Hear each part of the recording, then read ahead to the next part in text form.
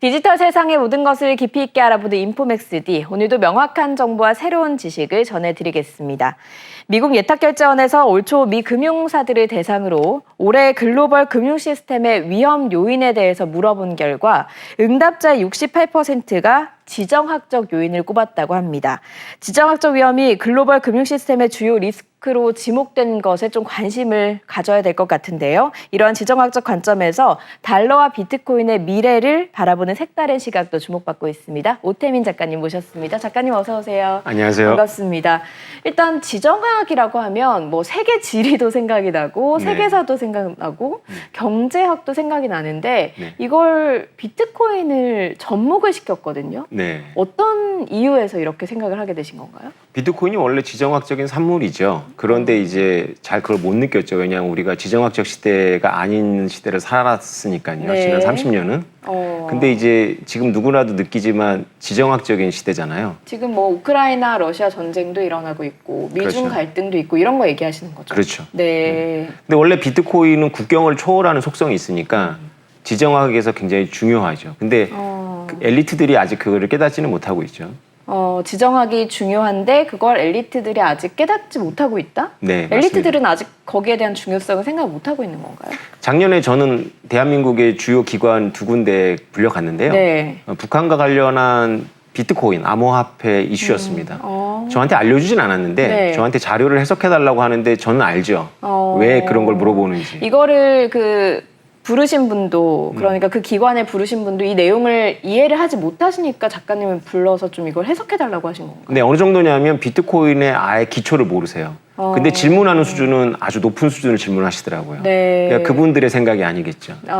어딘가로부터 문제를 해결하라고 요청을 네. 받았겠죠. 네. 그 제가 추정해보는 바에 의하면 북한 이슈였습니다. 북한이 암호화폐를 많이 갖고 있어요. 네. 해킹도 많이 했고. 물론 암호화폐는 해킹이 잘 안 되지만 그냥 잡코인이라고 하는 거는 아예 해킹도 되고요. 네. 비트코인 같은 경우에는 거래소나 랜섬웨어. 옛날에 기억나십니까? 병원이나 기관의 서버를 해킹한 다음에 네.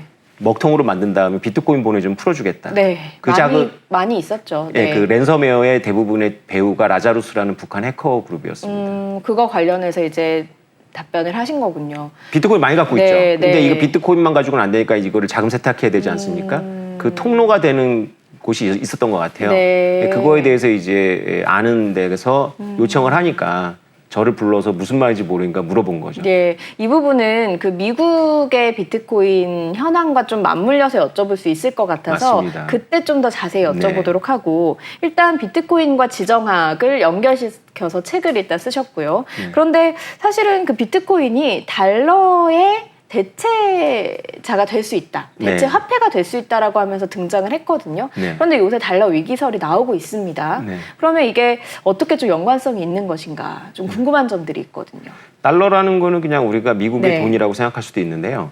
달러 시스템은 현재 우리가 누리고 있는 세계 무역 결제 시스템을 말합니다. 네. 세계 무역 결제 시스템의 기축통화로서 달러가 쓰이는 거거든요. 근데 최근에 우리가 경험하는 건 킹달러잖아요. 네. 킹달러니까는 달러의 가격이 올라가니까 달러는 여전히 강하다고 생각하시겠지만 사실 달러 체제가 무너지고 있는 하나의 징후죠. 달러 체제가 왜요? 제대로 네. 진행이 된다면 달러가 킹달러가 되면 안 되죠. 기축통화가 막 변동된다거나 네. 한없이 올라가면 안 되는 거죠. 원래 안정성이 있어야 된다는 그렇죠. 원래 세계 말씀이시군요. 무역에 네. 원활하게 돌아가도록 지원하는 게 달러 시스템인데 미국이 어떤 이유로 이자를 올리니까 미국 혼자 이자를 올리니까 모든 자본이 미국으로 쏠려가고 있거든요. 네. 그래서 킹달러가 된 거죠. 그래서 여기저기서 곡소리가 나고 있는 거죠. 네. 이게 시스템이 뭔가 이상하니까 발열이 일어나고 네. 감기에 걸리는 거죠. 그 책에 보니까 달러의 위기는 내재화돼 있었다 이렇게 그렇습니다. 쓰셨더라고요. 어떤 의미에서 그런 건가요? 흔히 달러의 위기가 위안화나 금이나 비트코인 때문에 왔다고 생각을 하죠. 그런데 국제금융을 공부해 보면 달러의 위기는 원래 내재화되어 있습니다. 처음에 출발할 때부터 내재화되어 있었는데요. 네. 달러는 금 같은 세계화폐가 아니라 미국의 자국 통화잖아요. 네. 한 나라의 자국 통화를 세계의 그 준비 자산으로 사용하게 되면 유동성을 공급해야 될 의무가 있습니다. 네. 그러다 보면 경상수지 적자를 내야 돼요. 미국은 무역에 있어서 경쟁력이 있었었는데 네. 이 기축통화 시스템을 떠받들여야 되기 때문에 10년 만에 경쟁력을 거의 상실합니다. 그래서 미국의 무역 적자가 70년대부터 지금까지 90년대 초반에 잠깐 흑자였다가 계속 무역 적자를 누적했거든요. 미국이 무역 적자, 그 경상수지 적자를 누적하는 것과 미국이 부채 한도에서처럼 국가 부채가 한없이 올라가는 것은 상관이 있습니다. 어떤 상관이 있는지 좀 설명을 해주세요. 원래 어느 나라가 계속 무역 적자를 내면 유지가 안 되겠죠. 네. 국가 부도로에 들어갑니다. 그렇죠. 근데 미국은 국가 부도에 안 들어가죠. 심지어는 미국은 자기네 나라 안에서 두 당이 합의를 하면 부채를 늘릴 수가 있어요. 네. 이런 나라는 없습니다. 왜냐하면 국가 부채를 늘리고 줄이느냐는 것은 이자율에 영향을 미치고 이자율로 징벌을 받거든요. 네. 그래서 국가가 부도가 나는 이유도 이자율이 한없이 올라가기 때문입니다. 쉽게 말해서 국가가 국채를 발행해서 재정 적자를 내야 되는데 국채가 헐값이 되는 거죠. 네. 그게 바로 이자율이 높다는 뜻이거든요. 네. 근데 미국은 그런 일이 안 벌어져요. 왜 안 벌어지냐면 미국에게 달러를 벌어들인 무역 흑자국들, 옛날에는 서독과 일본이었고요. 최근에는 중국이죠. 네. 그들이 다시 달러를 순환해요. 미국의 국채를 사주는 거죠. 그러니까 미국은 국채를 발행하면 사줘요. 절반 정도 외국에서 사주거든요. 네. 그 흑자국들이. 그러니까 이자율을 낮게 유지할 수가 있는 거예요. 그리고 부채 한도가 자기네 나라 안에서의 정치적인 것만 없으면 거의 이론적으로 무한정 늘릴 수가 있고요. 네. 미국만이 누리는 특권이죠. 네. 근데 여기에 그림자가 있어요.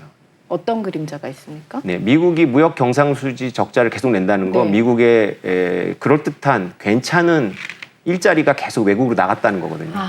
처음에는 그렇겠네요. 철강이 나갔고 네. 자동차가 나갔고 반도체가 나갔고 아, 했죠. 그러다 보니까 미국에서 백인들 중에 남성들 네. 그리고 고등학교 정도만 졸업한 분들이 평생 직장이 없어졌어요. 일자리가 사라졌군요. 그분들 입장에서는. 그렇죠. 근데 미국에 똑똑한 분들이 많잖아요. 네. 그분들은 세계를 무대로 해서 IT, 뭐 구글, 마이크로소프트, 네. 그다음에 금융, 월가 이런 걸 통해서 돈을 엄청 벌어요. 네. 근데 지난 30년 동안 통계를 보면 미국에서 고등학교만 졸업한 분들의 실질 소득은 줄어들었어요. 대학 이상 졸업한 분들의 실질 소득은 크게 늘었거든요. 네. 그 사이에. 그 제조업의 일자리라든가 소득은 계속 감소하고 있습니다. 이들이 분노했죠. 이들을 하나로 목소리를 모은 사람이 있죠. 트럼프. 맞습니다. 네, 트럼프 대통령을 추종하는 그런 세력들에 관련된 것이 바로 그렇죠. 네, 일자리에 이른 분들이라고 보면 되겠네요. 그렇죠. 그래서 트럼피즘이라는 게 굉장히 재밌는 현상인데요. 네. 미국의 중북부는 원래 민주당 텃밭입니다. 러스트벨트라고 하는데 쉽게 말하면 할아버지도 민주당원, 네. 아버지도 민주당원인데 아들들이 트럼프를 찍었어요. 공화당원이. 이걸 트럼피즘이라고 하는데요. 네. 여기서 우리가 중요시 여겨야 될 건 트럼피즘은 트럼프 개인하고 전혀 상관이 없습니다. 어. 원래 오바마 2기 때부터 시작됐다고 보시는 게 맞아요. 국제정치학에서는 그렇게 보고 있고요. 네. 트럼피즘을 쪼리고 경상수지 흑자국으로 돌아가자는 거예요. 일자리를 그래서 갖고 오고. 최근에 그 반도체 공장들 미국 내로 들어와라. 우리가 보조금 지원해줄게. 그렇죠. 그리고 IRA법도 내고 이런 것들이 또 관련이 있다고 보면 되는 거네요. 예, 안보 이슈도 있지만, 네. 그러니까 미국은 하나의 세력이 아니에요. 안보를 중시 여기는 세력은 공화당에 많고요. 그 다음에 일자리를 중시 여기는 세력은 공화당에도 있지만 민주당에 많습니다. 노조의 네. 지지를 받으니까. 그럼 지금의 반도체라든가 2차 전지에 대한 리쇼어링 정책은 네. 안보를 중시하는 공화당의 매파와 일자리를 중시하는 민주당의 지지 세력이 결합해서 같은 목소리를 내는 거죠. 네. 그럼 이것들이 전부 이런 그 반도체 공장을 불러들이고 IRA 법안을 내고 이러면서 제조업 일자리를 늘려서 어떻게 보면은 무역 적자를 조금 해소하고 그러면서 달러를 좀 안정화시키려고 하는 목적이 있는 거라고 보면 되는 겁니까?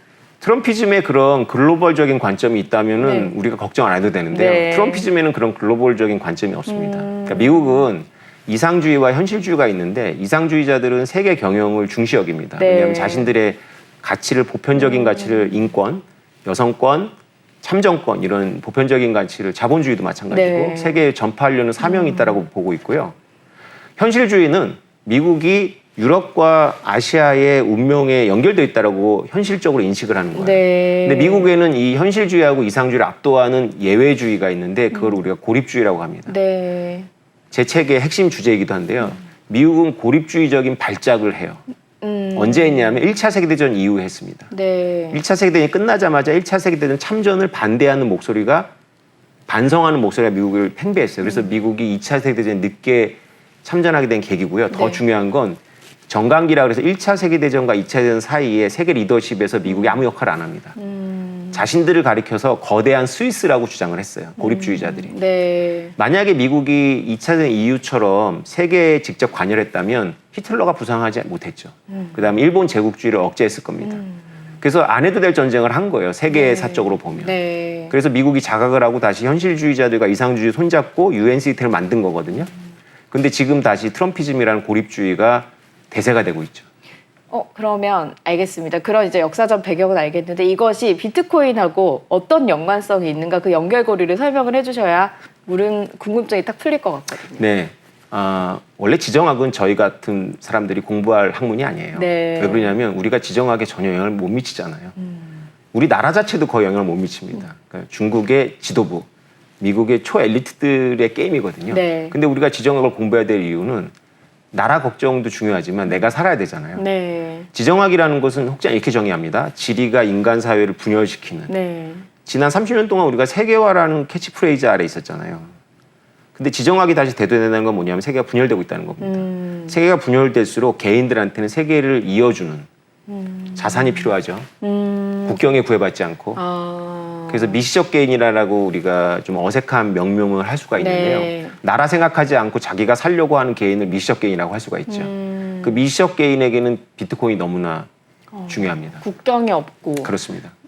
중앙 시스템이 없고 그렇죠. 그래서 마음대로 거래를 할 수 있는 그런 화폐이기 때문에 지정학과 비트코인 그리고 지금 미국의 상황과 비트코인이 상당히 연관성이 있다라고 보신 거군요. 네, 제가 비트코인을 공부하고 지정학을 공부하게 된 여러 계기 중에 하나가 중국에서 비트코인의 수요가 높았어요. 왜 그런지 봤더니 중국이 자본 통제 국가거든요. 네. 중국의 자산이 1,000억 이상 있는 분이 그 1,000억의 공장이나 부동산을 정리하고 중국 은행에 갖고 가면 위안화를 갖고 가면 달러로 안 바꿔줍니다. 네. 이들이 비트코인에 제일 먼저 눈을 뜬 세력 중에 하나예요. 그런데 중국은 비트코인에 대해서 좀 규제도 많이 하고 이런 국가로 좀 알려져 있었잖아요. 중국 국가가 그렇죠. 네. 중국 국가가 그렇게까지 움직였던 건 뭐냐면 중국의 엘리트들은 개인적으로 비트코인을 사들였던 거죠.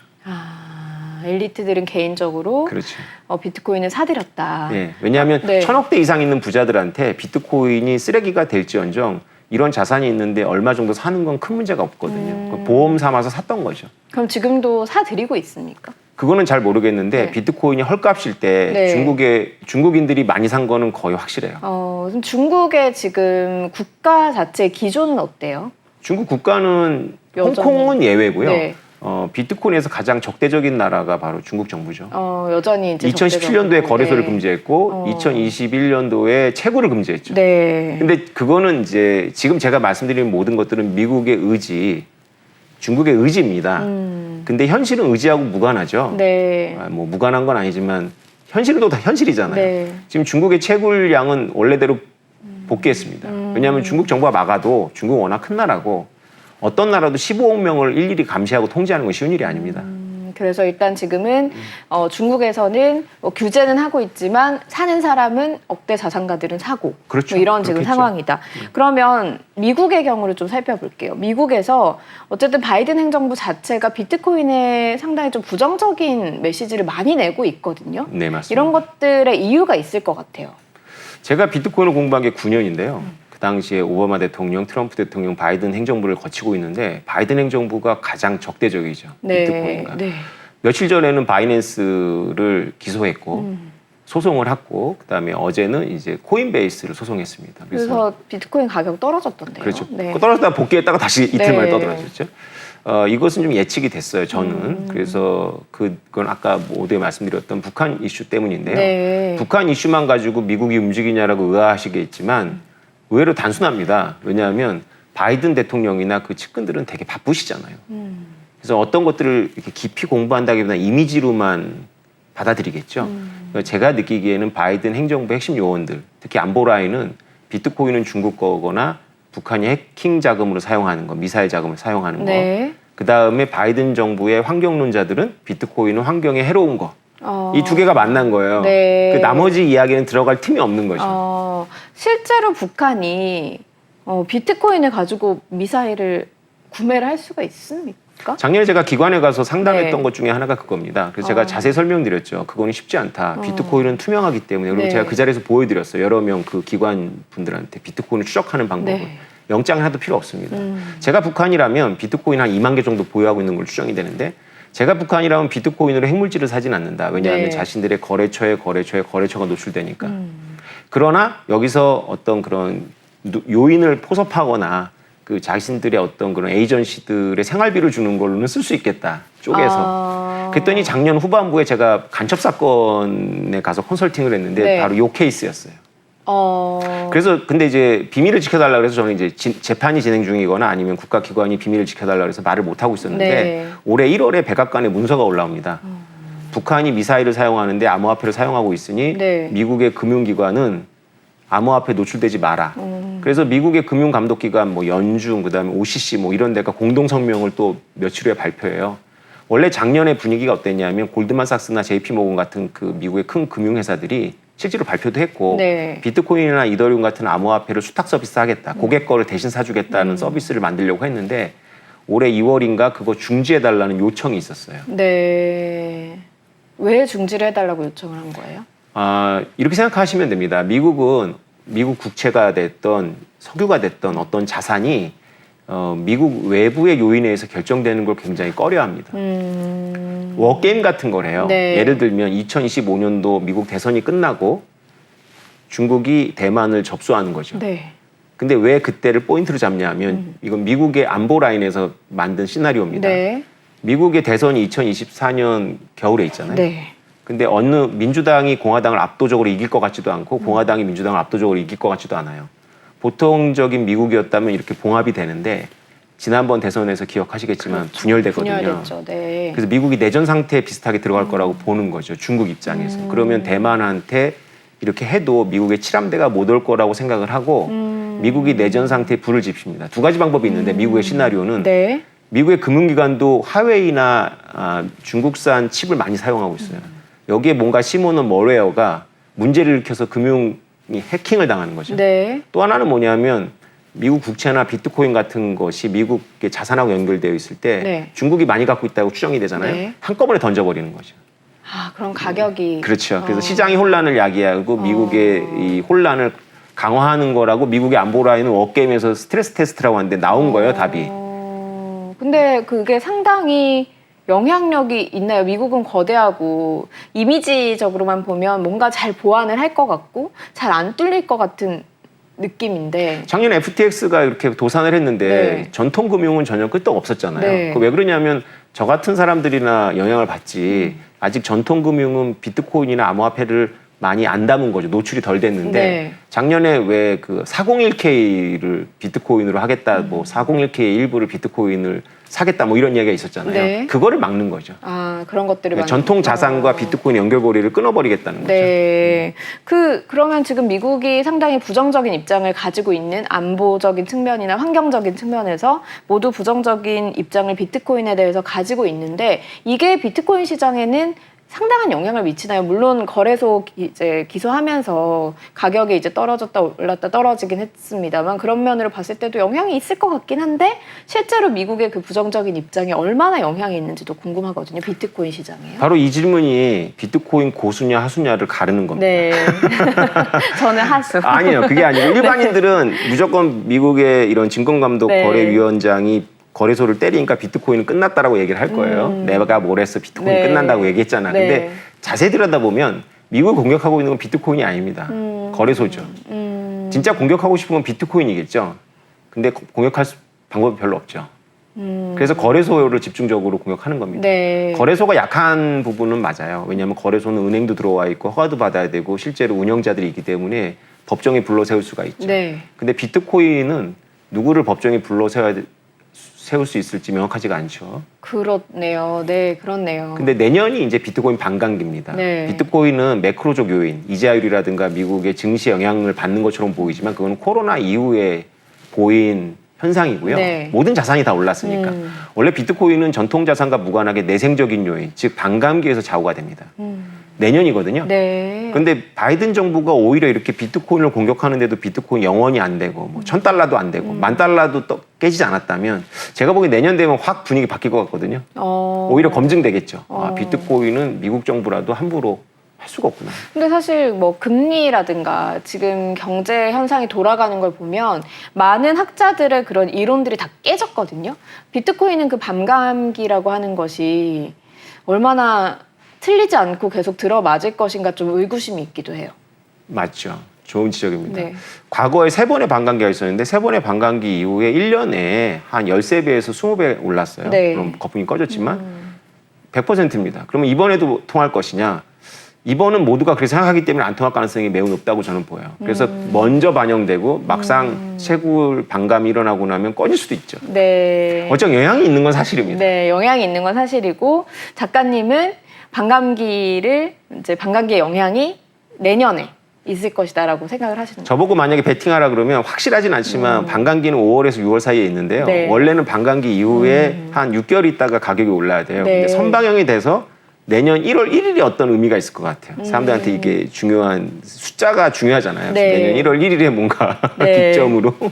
그 지정학적 요인을 받는 화폐? 자산? 이게 비트코인 말고 또 있습니까? 지정학적 자산 많죠. 일단 석유가 네. 가장 대표적인 지정학적 자산이죠. 네. 우리가 지금 우리나라가 지금 딱 걸려 있는 반도체 지정학적 자산이죠. 네. 2차 전지, 리튬 네. 다 지정학적 자산입니다. 그런 것들이 전부 지정학적 자산인데 유독 비트코인에만 좀 집중하신 이유가 있을까요? 그거는 아주 단순합니다. 금융 전문가들은 지정학이 어둡고요. 네. 제가 책을 보니까 지정학자들은 금융을 알지만 그렇게 깊이 다루지 않더라고요. 네. 근데 금융 전문가건 지정학 전문가건 비트코인은 전혀 모르더라고요. 그래서 제가 우리나라만이 아니라 영어 원서에서도 비트코인 금융 지정학을 묶어 설명하는 책을 4년 동안 찾았는데 못 네. 찾아서 제가 썼습니다. 그래서 쓰신 거군요. 그럼 이 지정학적 입장에서 비트코인 시장이 어느 나라에 가장 유리하다고 볼 수 있어요? 그 말은 비트코인이 누구에게 유리하냐? 네. 저는 미국한테 매우 유리한 자산이라고 생각합니다. 왜 그런가요? 미국은 원래 자본을 통제하는 체질이 있는 나라는 아닙니다. 그러니까 동맹국들을 위해서 대신 통제해 준 적은 있죠. 네. 근데 그 미국적인 특징이 드러난 게 있어요. 미국이 그렇게 강했던 지난 7, 80년 동안의 시스템에서도 미국의 손에 미치지 않는 금융시장이 하나 있었어요. 그걸 유로달러라고 합니다. 네. 유로달러. 유로달러 네. 시장은 유로랑 무관한 겁니다. 그 1960년대에 시티 오브 런던이라고 런던에 있는 조금 작은 그 네. 금융 거리에서 시작을 한 건데요. 달러인데 연준의 영향을 받지 않는 달러 시장인 거죠. 우리로 치면 명동 사채 시장이라고 생각하시면 됩니다. 그러니까 우리나라 삼성 같은 대기업도 런던에 지사를 두고 필요하면 돈을 껐어요. 네. 초단기 금융이 거래되는 곳이거든요. 네. 하루물, 뭐 한 달물 이런 것들이 거래돼요. 네. 큰 덩치 큰 은행들 간이나 덩치 큰 국가나 네. 중앙은행들 사이에서 거래입니다. 네. 우리는 기준금리가 연준 의장이 결정한다고 생각하지만 맞습니다. 그런데 그것만큼이나 런던에서 결정이 돼요. 매일 발표합니다. 리버 네. 금융이라고 그래요. 요새는 이제 문제가 좀 있지만 네. 이게 미국이 최절정이었을 때도 존재했어요. 그러니까 이상하잖아요. 미국의 영향을 받지 않는 달러 시장이 있었던 거예요. 네. 사채 시장. 네. 규제하지 않았습니다. 그렇게 애써서 규제하지 않았죠. 네. 그러니까 비트코인을 미국이 막는다라고 막연하게 생각하시는 분들은 유로달러 공부를 좀 하셔야 돼요. 만약에 미국이 그럴 수 있는 의지나 능력이 있다면 유로달러부터 막아야 되거든요. 네. 근데 못 막았거나 네. 안 막았어요. 네. 비트코인을 막으려면 전 세계 정부들이 모여가지고 동시에 채굴을 금지하거나 동시에 인터넷을 꺼버리거나 해야 되거든요. 네. 동시에 공격이 들어가거나. 근데 그럴 일이 일어날 것 같지는 않아요. 그러면 지금 달러는 약세를 보이고 있고 비트코인이 지정학적으로는 미국에 가장 유리하다라고 본다면 그렇죠. 네. 달러를 비트코인이 대신할 수 있는 시대가 도래하는 것인가 하는 길게 보면 생각이 네. 들기도 하는데 갈 수 있을까요? 저는 충분히 가능하다고 봅니다. 달러나 금이 못 쫓아가는 비트코인의 속성이 하나 있어요. 어떤 속성일까요? 오버나이트 금리라고 해가지고요. 그걸 우리나라에서는 콜 금리라고 하고 미국에서는 페더럴 펀드라고 하는데 네. 그 중앙은행이 상업은행한테 이렇게 우리 금고에 돈 넣어라고 하는 양이 있어요. 뱅크런을 방지하기 위해서. 그걸 이제 바꾸면서 이자율을 조정하는 건데요. 은행들 입장에서는 대출을 해주면 이자가 들어오는데 거기 맡기면 이자를 못 받으니까 네. 꿔서 돈을 맡겨요. 누구한테 꾸냐 하면 은행들 사이에서 꿉니다. 하루물이죠, 하루물. 위험이 없잖아요. 네. 위험이 있습니다. 왜냐하면 여기도 금리가 뛰어요. 금융위기가 시작되기 전에. 초단기. 네, 하루인데도. 그렇죠. 네. 이게 뭐 우리가 얘기 들으면 후덜덜한 그런 은행들 간의 꺼주는 건데도 네. 금리가 뜁니다. 위험이 있다는 거거든요. 네. 왜 그러냐면 장부상으로만 달러는 가지만 장부상으로만 채권을 담보 삼는 거고 실제로 채권을 가져오진 않아요. 우리나라 증권거래소처럼. 근데 비트코인은 하루 동안 보내고 하루 동안 받을 수 있습니다. 만약에 이런 거대한 금융기관이나 중앙은행들 간에 비트코인이 이동되면서 달러를 대출해주는 그런 시스템이 돌아간다면 저금리죠. 왜냐하면 위험이 없거든요. 네. 부도를 내도 나는 비트코인을 확보하고 있습니다. 비트코인은 금과 달러가 절대 못 쫓아가는 이 하루 동안 보냈다 받을 수 있는 실제로 소유권을 이전시킬 수 있는 이런 능력 때문에 덩치가 커지면 금융기관들 간에 하루물, 초단기 그 금융의 담보물이 되죠. 지금은 사실 그 변동성이 워낙 비트코인이 크다 보니까 그 안정성 문제에서 달러를 대체하기에는 조금 어렵지 않을까 하는 생각이 들기도 하는데 일단 덩치가 커지면 변동성 문제는 조금 완화될 수 있는 부분이 있는 것 같고요. 지금 비트코인 이제 얘기 쭉 들어보신 분들은 그럼 이제 사야 되나? 뭐 이런 생각 하실 것 같거든요. 이거 마지막으로 여쭤봐야 될 것 같아요. 얼마나 오르고 언제 사야 될까요? 지금이 저는 네. 높은 가격은 아니라고 보고 네. 있어요. 지금 뭐 3천만 원이 넘지만 우리 과거의 데이터를 보면 지금은 사실은 한 5천만 원, 6천만 원 돼야지 받거든요. 네. 근데 너무 떨어졌죠. 그런데 역시 비트코인은 자기를 검증합니다. 오히려 바이든 정부의 이런 부정적인 정책 때문에 오히려 더 비트코인이 강한지를 증명할 거고요. 네. 내년에 반감기도 있으니까 만약에 투자를 안 하시면 모르겠는데 할 거면 조금 요 짧은 기간 동안 고민 좀 해보셔야 돼요. 네. 그러면 얼마나 오를까요? 그거는 모르지만 네. 예상하시기에. 비트코인은 제가 희망하는 가격대는 10억대입니다. 10억 달러. 뭐 100만 달러에서 금융기관들이 20-30% 금처럼 10억 갖고 대, 있으면 네. 가격을 안정시키거든요. 네. 그런데 비트코인의 문제가 가격의 상방 한계선이 없어요. 만약에 지금처럼 계속 무지에서 나오는 적대적인 정책만 한다면 네. 더 올라갑니다. 빨리 수용해서 빨리 포섭해야 돼요. 네. 그러면 일단 지금 짧은 기간에 공부를 해서 들어가실 분들은 얼른 들어가셔야 되는 시점인 거고 맞습니다. 작가님이 예상하시기에는 10억 정도까지 올랐다가 그때부터 좀 조정이 있을 거라고 예상을 하시죠. 이번에 불장에 10억이 갈지 안 갈지 모르겠어요. 네. 원래 지난번 2021년 불장에서 1억을 넘었어야 네. 되거든요. 근데 못 넘었거든요. 네. 네. 알겠습니다. 작가님 이야기가 예측하신 부분들이 많아서 맞는지 1월 1일과 내년을 좀 지켜보고 네. 또 이야기를 들어보도록 하겠습니다. 오늘 여기까지 듣겠습니다. 고맙습니다. 네, 감사합니다.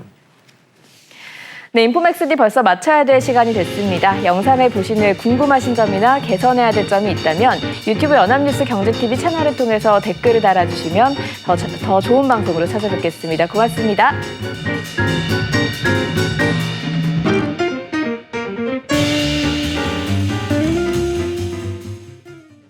안녕하세요. 인포맥스D 아나운서 강래원입니다. 더 많은 실시간 경제 뉴스와 경제 정보를 알고 싶으시다면 오른쪽 구독 버튼을 눌러주세요.